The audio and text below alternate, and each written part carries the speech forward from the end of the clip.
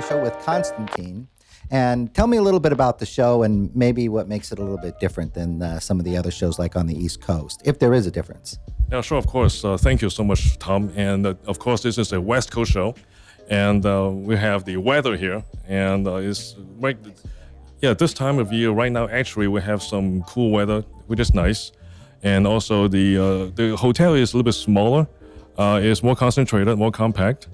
And then we have 19 rooms, which is not a whole lot of room, but also ensures every exhibitor will get the most attention, that attendees won't have to rush from room to room. Yeah, so that's why we have many name brands coming to the show. And big shows are good. Big shows are, the spotlights and all the stardoms and all that. But big shows, sometimes you always have everybody just clamoring to the first 20 rooms or 30 rooms and out of 150 rooms. And so sometimes that puts some small companies at disadvantage, and even big companies can see that. So coming to the California Audio Show, we in California, what we're trying to do is, at least what I'm trying to do is make the show in the environment which is not too big, not too small, and we still have 20-some rooms to go to fill up. So the show has room to expand, but not too much. Once we get to over 40 rooms, then we'll stop the registration for exhibitors. We want to maintain the show to be, exactly the right size, so that all the exhibitors get all the exposures they can get, whereas they cannot get at bigger shows. So the show is called California Audio Show because it was founded in 2010, and at that time there was no show in California. We were taking a huge risk, and so we're thinking about what name to get. We're in California, just California Audio Show, to make it just straightforward. Yeah, so that's how the name came to be. And then the next year, 2020, will be our 10th anniversary. We are planning something big. The reason is not the 11th year, but the 10th year, because we took a pause in 2016. I got married in 2015. Oh, congratulations. Thank you. So on behalf of the wife's family, not just her, I had to take a rest in 2016. So that's why 2020 is the 10th anniversary. I noticed that when you watch YouTube, some of the shows have a big exhibit hall and other shows have, usually even the exhibit halls have some rooms. But this show is just rooms primarily, right, in the hotel room. There's no exhibit hall where you have little tables. Yeah, actually, this hotel, they do have exhibit halls. And for the first 2 years, in 2017, 2018, we did have another building open as well. And we have some big seminar rooms, big ballrooms, and that was fun. But that also is higher price in that regard. So this year we're trying to see if we scale down just a little bit, make everything in the same building, which is a 3-story building, and still have very nice sound rooms.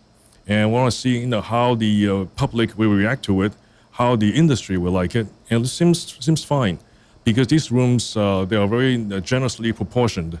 They have like 8-foot ceilings, and then 18.5 feet long. It's 13.5 feet wide, and the walls are very solid because the hotel was built in the 60s. So this is a very solidly built hotel with very good sound rooms. And all the exhibitors that were in the rooms, they all came back and saying that this is one of the best rooms they have. And you can read about these comments online. Well, yeah, the New York Audio Show was similar. They were in a hotel room. So I was wondering if it was a trend to get away from the exhibit halls just because of the crowding or whatever. It's a different animal. It seems like if you're really into the audio, it seems like you go into the room and listen. You can't really hear anything in in an exhibit hall. And the point is to sit down and listen and try it. Most people want to hear what the difference is between this or hear something that's difficult for them to access. So the rooms, I think, are the most important part. It's interesting, though. Was there any kind of theme that you came up with when you were choosing the people to exhibit here? For example, some people in the industry are a little concerned that the high-end audio is getting, going over towards the extreme and leaving all the people that are on a budget out, and so some people want to focus more on bringing people in. Is there anything like that going on with the show as far as your concept behind it? Yeah, that's a very good question, Tom. For this show, for the California Audio Show, we do have some extreme sound rooms. For example, we have the Mount Logan downstairs, the ballroom number 3. We have Audio Federation in ballroom number 5, and these are all extreme sound rooms. And then we have something in between.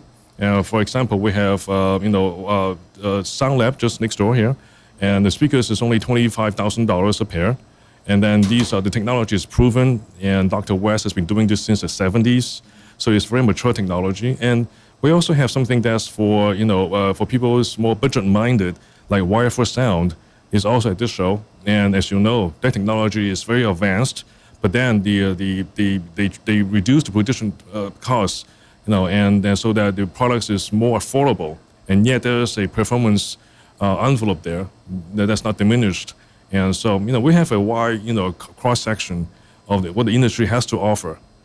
Yeah, some of the bigger companies like Rega, for example, they have kind of like an entry-level line as well. So it's good to have not just exclusive, high-end big horns and, room filling. Because some people these days don't have just a separate room just for their audio system in their house. But, the thing about this show coming at this time, is there any reason for having it right now in the middle of the summer? I mean, I think it's a good time, but anything behind that? Well, that's a good question, too. When we first did the show in 2010, we started planning around March, and we're thinking we need 3 months, 4 months to get it ready, hence July and August. And ever since, we try to stick with the same schedule because we have good comments from exhibitors and attendees saying that this is the time they can, actually attend the show. But of course, nowadays, we have an onslaught of shows before our show, and that kind of like absorbs some of the energy from the show as well. But, competition is always there, no matter where you go. Right. So we would just try to, work with that and progress. And, yeah. Are you doing anything special to the rooms? Because I know I've talked to a couple of the exhibitors, and one of the excuses they say is some of them say, this is just a regular old outlet. We're not going to bring any of our special, treatment in or cables. We're just going to do what we can with this room. And other ones say, other ones bring a lot of their gear. Is there anything special? You said this old building about the outlets and the power available. Yeah, the power is essentially is pretty much industry standard in the hotel. It's pretty stable. But what I want to mention to you, Tom, is that the walls of this hotel, is very solid since it was built in the 60s. So, this is old-style hotels. Usually, the material is not that advanced. They have to use more fundamental materials. And also, this show, ever since the first year, we bring in the Acoustic Sciences Corporation, famous for the ASC tube traps used in recording studios and homes. So they are in the show every year, and they supply as many exhibitors requests as possible to help with the room acoustics. Yeah, because that's kind of one of the things that some of them use it to their advantage, and then some of them use it as an excuse, like I was trying to say. But it's interesting, and you can go to these shows, and you could meet the actual. That's the good thing about high-end audio is you can meet the designers, and you can meet. It's a small staff, so you can actually meet the actual people. But how is, generally speaking, because I've been gone for quite a while, 20 years, how is the overall, in your opinion, the overall high-end audio market and like the whole audio world these days? I mean, in your opinion? Tom, that's a very loaded question. But I think you can look at this from different viewpoints. First of all, the brick and mortar stores are always very good, always very helpful. When you have people who can just walk in and ask questions, and you have a knowledgeable staff that can answer questions, help them set up the systems, and introduce them to the high-end audio world, that's always good. But then, of course, nowadays, the way you listen to music, the way to listen to music back in the 80s and 90s is different than people these days, younger generation. Okay, for example, I don't have a gaming system in my home. I don't know. I'm not so much as about how an earthquake would feel like, or when an F-16 crashes into my sound room. Not like that, but more into like musical, the timbre of the instruments, the accuracy of the tonality. Okay, and then the substance of the music, of the instruments being played. Does it sound real, or does it sound dull and dragged behind, or does it sound very fast, very natural? Okay, and so I think the way for the audio industry to progress really is the first level is to recruit more younger talents, younger people. We view a retail store, hire more younger people, train them, so the other young people can relate. And if you are for example, an importer or a manufacturer, okay, at least have a staff like the public relations, or marketing, younger staff, then other people can relate to. I mean, even at my age, I'm not going to tell you how old I am, but at my age. Well, you remember the 80s and 90s, so. Yeah, I mean, if I call into a company, let's say going to a manufacturer, okay, if the person answering the phone is a young person, I feel rejuvenated. I feel like I can talk to them. If they are knowledgeable, if they are the right fit for the industry, meaning that they chose for that job, they have the patience, they have the understanding of technology, and they have the passion just talk to you about the products. I think that's very important. So this talks about the succession and the evolution of the industry as a whole. I think we do just fine. Just give enough time for the information to be disseminated, for the industry to understand what it takes. Because what I'm saying here is just my observation. But if that is the truth, if it holds any salt, okay, then everybody is going to see the same thing sooner or later. The evolution is going to take place, is on a collective level. So I have faith. We just need to persist.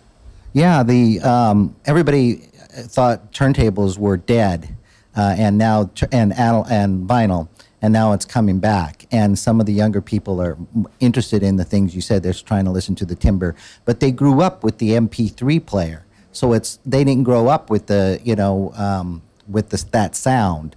So it's interesting. I'm hopeful too that but they need to be introduced into it. So that's why I was a little worried that there's not so many, at least in the East Coast, there's not so many brick and mortar stores. You have to go to someone's house or make an appointment or something. Whereas here, there seems to be a little bit more. But so I have hope too. Yeah, I mean, and you're doing pretty well. How's the show doing overall? Do you have are you expecting a big? Won't know until tomorrow, I guess. But you're expecting a pretty good crowd. Oh yes, historically, every year at the show we have almost half of people that's just at the door. They just buy tickets last minute, and the other half just buy tickets over 6 months before the show. Within that period, they buy tickets online. So yeah. Well, thanks for talking to me, and I wish you good luck. It's hot here. I'm getting used to it from the East Coast. I guess I got a storm now, but yeah, I mean, like I said, I grew up with high-end audio in the Bay Area, so I feel more comfortable here, and I really hope that some of the people, put aside their MP3 players and, sit down and actually listen to the music. But it's going to be a little bit of a culture shift. It will happen because in every generation, there's always a percentage that's very, how should I say, they look at the high-end audio, they emphasize music, the quality of music. It's in every generation. But these people, they will come around as long as we're still around, they will try to, market our products and market the industry. Just for example, hiring more younger generation people to represent the industry, to get some young blood in, to get their energy into the industry, and then slowly let them take over, and we'll do just fine. Yeah, we'll see what the crowd looks like and explain it. But again, thanks a lot for talking to me. Okay, great. You're listening to the UnCommonCore podcast with your host Thomas Howell. First, tell me your name and then the company. So my name is Tim Link, and I'm with Acoustic Sciences Corporation, also known as ASC. Okay, and I remember when I was into high-end audio, I worked at a little shop back in the late 80s, early 90s, right when it was really popular. And when these guys, I think, first came out, these guys were the ASC tube traps. And the controversy was, what is this? Is this magic? Is this voodoo? Is this BS? What is going on with this? And then it passed the mustard. Almost everybody said this stuff works. And now what is it, 20 years later or so, and you're still in business and probably have grown a lot since then, right? Well, we're still going. I think the company's been through ups and downs, but still making them and still at the same location in Eugene. I think they, I have to tell you, I'm new there. I've been, less than a year. But the history I understand is it started in Eugene, Oregon, and it started with a shop called Bradford's Hi-Fi, and they had Magnapan speakers there. And they were asking for some kind of a trap that would go behind the Magnapan to catch that bounce off the back wall. What year was this? This, I hate to give exact years, but this was in the 80s, I believe. Right, because I think that's when it came out, as I recall. Yeah. Mm-hmm. Late 80s. Right. And so Art Noxon was a acoustic engineer, been trained at the University of Oregon. And he said, well, I can see if I can come up with something for you. This is a story he told me. And so he came up with these tubes and put them back there, and they were a hit. I said, they work. And And so basically the demand went up, and he didn't have this dream, say, I'm going to make tubes and send them out in the world. Somebody asked for them, and so he made it, and people said they work, and then he got more and more of them out the door. And so, I should really let him tell you the deep story, but that's basically how it got started, was with Magnepan speakers at a local store in Eugene, a hi-fi store at Bradford's, which was always my favorite store growing up because I was into hi-fi from the beginning. But I never noticed the tube traps in there. I didn't know that was part of the process, and they actually had some of our other products in there over the years. And a lot of it disappeared for me because, as a guy that was uninitiated at the time, I just heard good sound in there. I didn't know what was going on, but I was interested in buying speakers and hi-fi equipment, and acoustics hadn't occurred to me at that point in time yet. So, yeah, the thing is about these they're called traps, and they're round, and you have different sizes. You have larger ones depending upon what kind of frequencies you need to control in the room. But back in the late 80s and early 90s, there was a lot of things that, like I said, people were suspicious about the snake oil. I remember the VPI brick and all this other stuff. But these have, from what I recall, they started in the hi-fi rooms for audiophiles, and then they've been introduced into the studio. And I remember talking to people that worked, like a guy I knew who worked at a mastering lab, and I was like, we don't use that kind of stuff. We have other things, but now this stuff, they have big panels and things like that because they don't have to worry about how it looks or anything. But now these are in the professional recording studios as well, right? That's correct. Yeah, there's a product called a Studio Trap, which we have some here, and they're a little smaller in diameter typically, and they have it looks like a musician's music stand base on the bottom, a 3-prong base that screws on, and then you can move them around quickly, and they are usually arranged in what's called a quick sound field arrangement, so you can go into any room and make a recording. And what's great about them is by creating this quick recording space, almost like a booth, the musician can hear themselves sing when they're making or play, whatever they're doing, and then listen to the recording, and it sounds pretty much like what they expected. And that's not what they're used to when they have to go into unfamiliar environments. It's usually quite frustrating. So that's been a very successful product, and I know that they're just going out. I see tons of those going out of the factory all the time. So yeah, the recording and the huge names in music are using those all the time, and it's a great product that it just works amazingly well. And the good news is it's not snake oil. We can actually make very easily measurements before and after. It's quite easy to hear the difference, and it's quite easy to measure it. Yeah, the thing is also, now a lot of people who start doing their little recording studios as well, in the home recording studio business, I don't think they've quite tapped into it yet. But the thing about the tube traps is you put them in the corner, and that's for the physics, that's the best place for them. At least that's where they started, in the corner. And people have these acoustics on the wall. Now, do you compete with and it's pretty ugly. I don't like it. I used to have all that foam on the wall, and now whenever I do it, there's companies that, like you, they hide it behind material. But do you work with the Sonics kind of foam that goes on the wall, or do you not need that once you start using the ASC?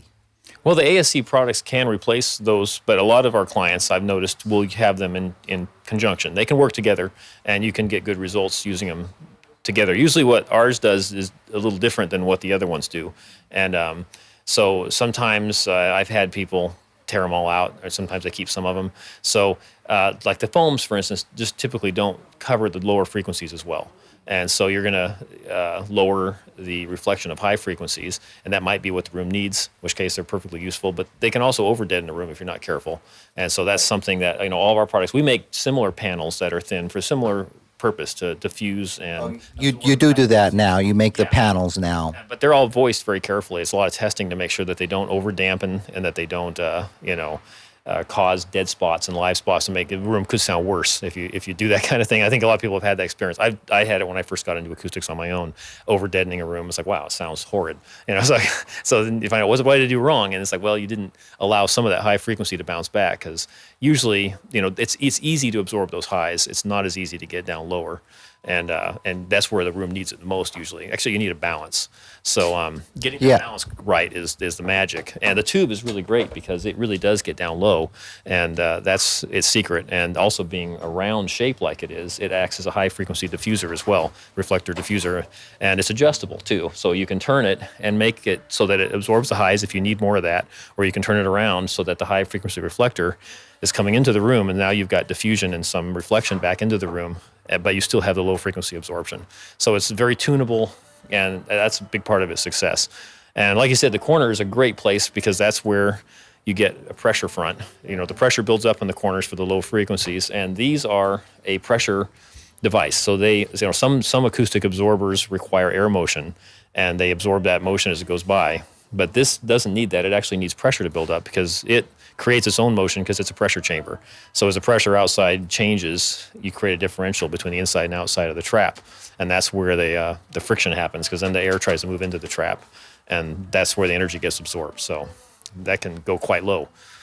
Yeah, I mean, I remember when I worked in this little shop in San Francisco, the owner decided to make a acoustic room, and so he put like a double wall, and he put the Armstrong sound absorption stuff. And by the time he was done, and he put the stuff that goes under the carpet as a cover.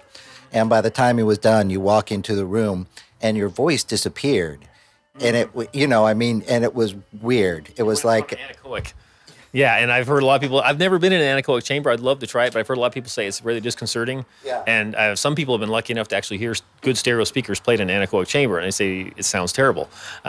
So yeah, it's an interesting thing to know that. We often talk about the room is a problem. It's always a problem, but it's actually a piece of the playback, and if it's done right, it helps. And this is something that Art could go and he could explain, because he's got tons of experience with it, of fixing rooms where they've got the balance off. So 2-channel stereo in a room, the room is a piece of the playback equipment. It's really critical, and if you take it away completely, it can be really awful. So yeah, getting that balance right, where you get some ambience off the room and you get some extra, you can control the stereo width. You can make it narrower or wider, and you can create a more sense of envelopment or a more closed feeling. And it's also just personal tastes. We have some clients that like a room that's much more deadened, much more direct.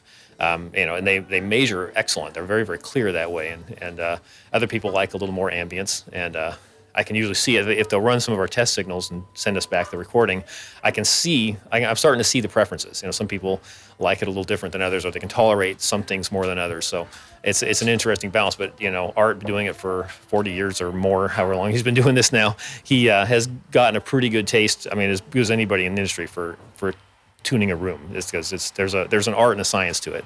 And well, I have a lot of questions, and I don't want to keep you forever, but the tube traps also, you can introduce them to the room a little at a time. So you don't have to, and which is good. I mean, you don't have to make a huge investment. You could buy a couple for the corner, or one or two, and then add on to that and tune your room. And I think that's one of the advantages. Now, a couple other things I wanted to say. When I was in the New York Audio Show, I noticed that you guys weren't there. I was in New York. I did one in the East Coast. Okay. And I don't think there were any of the. I mean, some people had some room acoustic, but they didn't have you guys. Why not? How come you guys are only here on the West Coast? Well, the easy answer is it's closer. That's what I would assume. So I think I don't know exactly how that decision got made, or which shows we can make it to and which ones we can't. So I think we'd like to be there, and I think we could really help. And you could definitely help, because some of a lot of them, people complained, and they said, like, some of them calculated, well, we're in this type of a room and this is all we can do. And other one, but you are giving these guys the tube traps that they need if they want them. Is that right? Yeah, we have them, at least they can load them for the show on the room, and they can buy them if they want, and then we also can provide people that know that they want some. This is a good chance. If they're coming to the show, they can save on the shipping, take some home, and we've got show specials. So all the tubes we have here are potentially available if somebody wants a really good deal and doesn't want to pay shipping and has room in their car or their truck to take them home with them. So yeah, we intend to take. We've had some shows apparently where they've all been taken, but that usually doesn't happen because people aren't ready to haul them. But Well, it's great. It's great. That's what I was saying. I was surprised that you weren't at the other show because that's exactly what they need is to tune the rooms, because all the little square rooms, it's not made for this kind of thing. But Right. We have some. We don't make it ourselves to every show, but we have a lot of our. Speaker manufacturers and some of the dealers that go to shows have tube traps, and they'll order them before the shows. So I know that that's going on. So I do look through the pictures of the different shows, and I see when tube traps are there. I'm always curious who's using them, and we see some, and it's like, wow, we don't know who they are, we don't know where they got those traps, but those are definitely too. So I know that they're getting around out there, and some people do bring them to the shows with them because they know they need them. But at these shows where they know we're coming, they can rely on us, so they don't have to haul their own tubes. yeah, I don't think. I mean, there's homemade knockoffs, but I haven't seen a whole lot of other companies. I guess you must have the patenting down or something on it because it's very recognizable, and you're the only company now that does anything like this. Is that right? You're still the only ones that are kind of doing this sort of a thing? I've seen some similar products, but yeah, exactly like this, and then all the different sizes that we make, I don't see anybody else doing it. So it may be that it's not understood why they work or why they should use them. And the story I've heard is we didn't actually understand at first why they work so good. And Art worked really hard to study that and understand what it is that made them so effective, and then to capitalize on that and say, how can we make them better? And so that's why the different sizes came out. The first ones were pretty small. They didn't go all that deep. So these bigger ones, these are really quite large now compared to the original size, and they just work better that way. And then we have even really big ones if people want to go really deep and to get a lot of absorption and have a larger room. It turns out that by going too large, you can flatten out the dispersion characteristics for the highs. And so these sizes are kind of getting around optimal. It looks like now just 16-inch to 13-inch diameter seems to really just kind of nail it for a lot of rooms. And so, yeah, and other companies have their own ideas, and so I do look at other acoustic companies, and they have products that certainly work, and they work differently. So. Yeah, they don't. Some of the ones in the homemade ones that they're just they're not tuned like yours. It's just chicken wire and some foam padding and whatnot. And I think one of the problems is that when you look at yours, you don't really see all the engineering that goes into it. They're like, I could do that myself, but you really can't. And like you said, it's a lot of engineering has gone into it, and they work. I recommend them. I would always get them for my rooms, and I think it's one of the better products out there.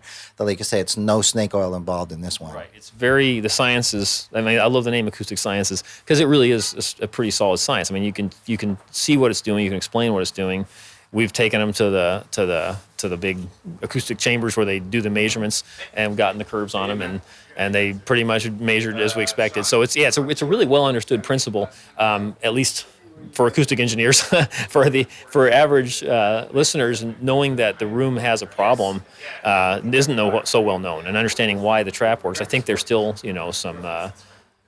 I don't know that every audiophile out there understands it or knows about it. And so I'm still getting new customers that say, hey, I just read about this and I want to try this. I know Wilson, for instance, has it in their manual. It says if your speakers don't sound good, don't call us, call Acoustic Sciences.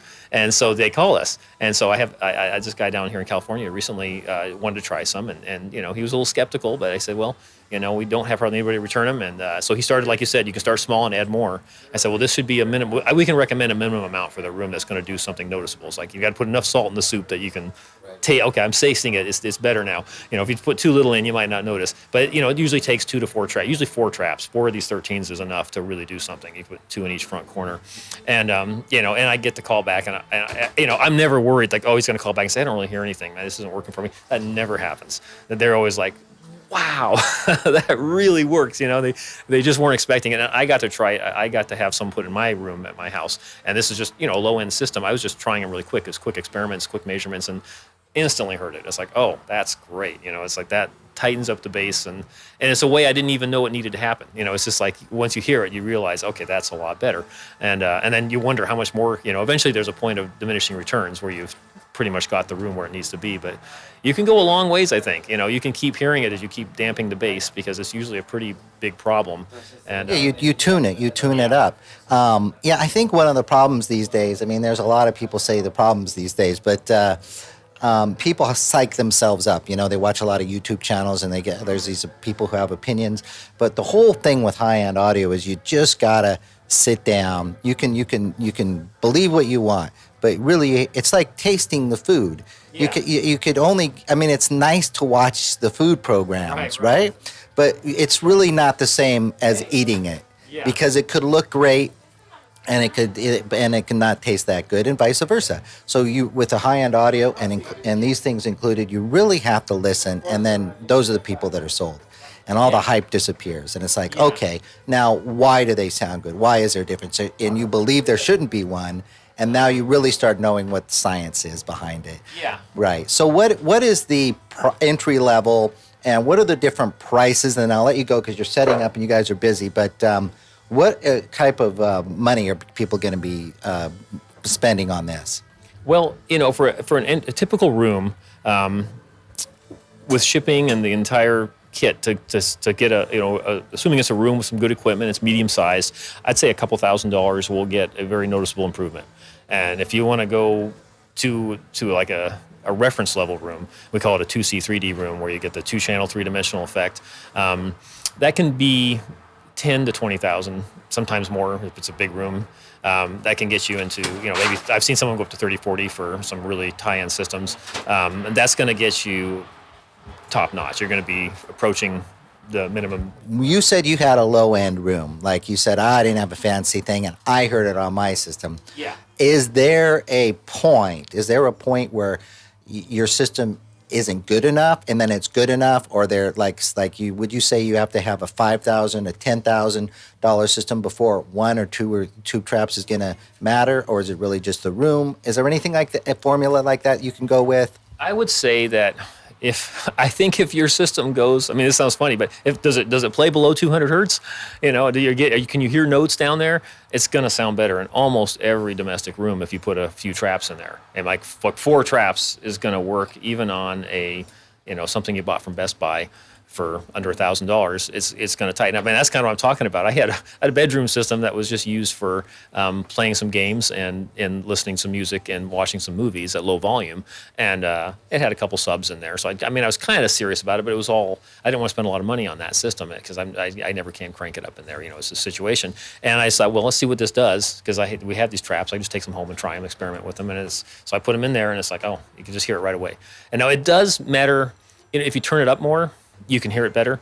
There's no question about that. So if you're down at low enough volume, or if it's a real near-field system, you're just sitting real close and you're listening quietly, you might not hear it as much. I notice as I turn mine up, that's when I really notice it more, because it's like, wow, now I can get, the cello. Like if I'm listening to a movie and it's got some cellos and it's got some lower bass instruments coming in, and I turn them up, and it's usually it gets all muddy, so I turn it back down, and oh, now it's not doing that. It's going right along. So even these inexpensive speakers, if they're well engineered, are better than you think. If you hear the room behaving better, you realize, oh, they actually do clear. They're clearer. You can hear. They're very enjoyable. So that's been an interesting thing for me. I think it's interesting. I'm excited to be here because I want to hear what this. I haven't actually had some access to some high-end equipment because Eugene, I get to hear Magnepans but that's what they have set up. But yeah, I have always believed that you can keep hearing the difference as it goes up to astronomical prices, and you can hear it get better, but you can go to something very basic and still hear very good sound. And so that's the interesting thing about it. It's like it can be very enjoyable,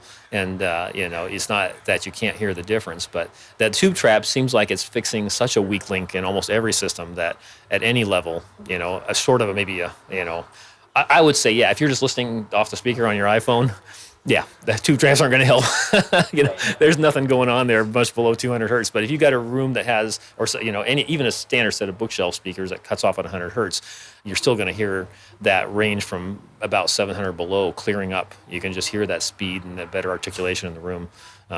It's definitely worth it. It's a good investment. I would do that. The question is, should you do this? And I had a question like this recently. So I had a guy in Australia setting up a room, and he is. It's a very high-end room. He has a TAD reference ones, and he was setting up some tube traps. He also got some active tube traps from another manufacturer in Switzerland, I think, or Sweden. I can't remember exactly where. But he asked us a question. He said, I'm going to buy this reference digital analog converter. Is this room good enough to hear that converter?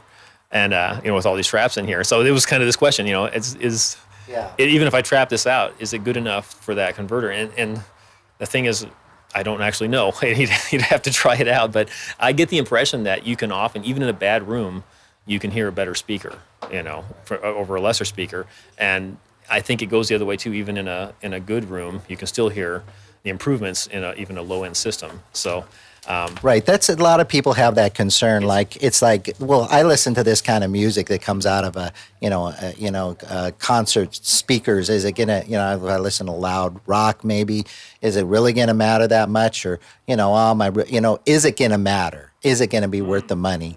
Yeah. And I think these are one of the things that's worth trying out. If you go into an empty room, for example, you could hear the acoustics in it. It's weird. And then you go into a room with furniture. So this is just evidence that most people can probably relate to, that the room acoustics do matter. And to how much is going to depend upon the room. But if you have a system that I think that's a couple grand or even $1,000 or $1,500, it's worth making a little bit of an investment. How much is one of these cost? How much is like one 13-inch wide tube trap cost? So they are $499, is that right? 13 by 3.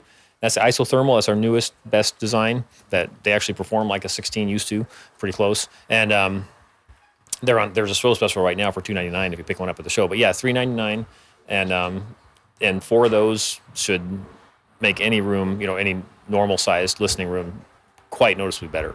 A lot of people would be super happy with just 2 in each front corner. Almost always works. I've at 99.9% of the time. It's going to be better by a very noticeable margin. Right. Okay. Well, I've listened to some people. One thing, I've had a chance to go to some people's houses where, especially if you're really familiar with your room and the weaknesses, and this was a pretty big room, and I just came over to this guy's house and we put in 1 in each corner, 1 13 by 3. And I honestly, not being familiar with the system, didn't notice a whole lot of difference, but he noticed a lot. So, because he was very familiar with this system, and so hearing the improvement, even with just 2, he was like, "Oh, they're staying." So he had to talk to his wife, and they had to work out the color and. Well, it's interesting that you say that he had to talk to his wife, because there's that factor also. A lot of audiophiles where they're into it, but their friends are not into it, and their family members are not into it, and you start getting a little bit too crazy, obviously, and they're like, I think you're going overboard with this kind of thing. And the acoustic panels are ugly and they take up a lot of space, but this is something you could kind of hide and integrate into the room, and it's kind of like a sleeper way of improving your system, I think, Yeah, and some people object to the tubular shape, and so we have a square one now, that's right there, and that might work for some people better, and those are actually no more expensive, and they work quite well. So exact same principle. It's just the only thing they don't do as well is the diffusion, because they don't have that curved surface. But still great bass trapping, and if you're into squares and you don't like circular shapes in your room, then the circular is a lot easier to hide, and it's a lot more aesthetic than having your house look like a recording studio, especially with your friends and the family members that aren't into it so much. In the corners it has a sort of a column look to it, and it looks nice. Where if you get lots and lots of them, you start looking like a forest of traps. That works great, but some people, that's not going to pass the wife test. So or friend test or anybody else that they're going to say, "What's going on in here?" But. Okay, well, thanks a lot and I'm glad you're here, because there's a couple companies that I wanted to introduce the audience to, and ASC is definitely one of them.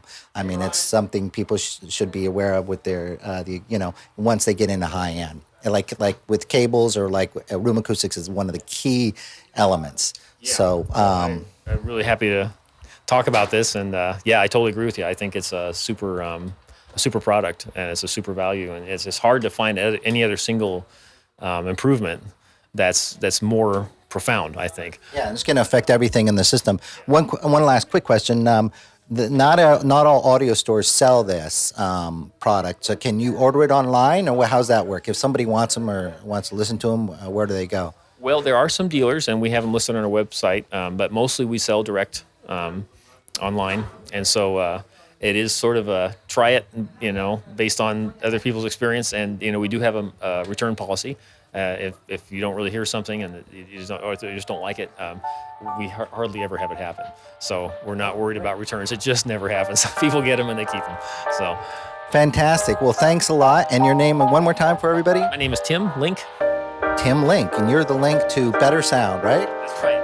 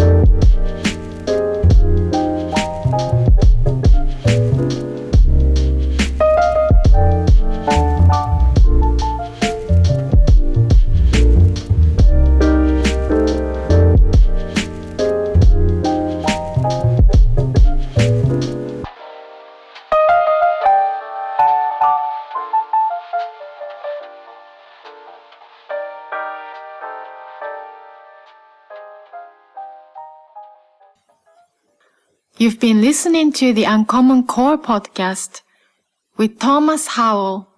I'm Satoko Smith. Thank you for listening.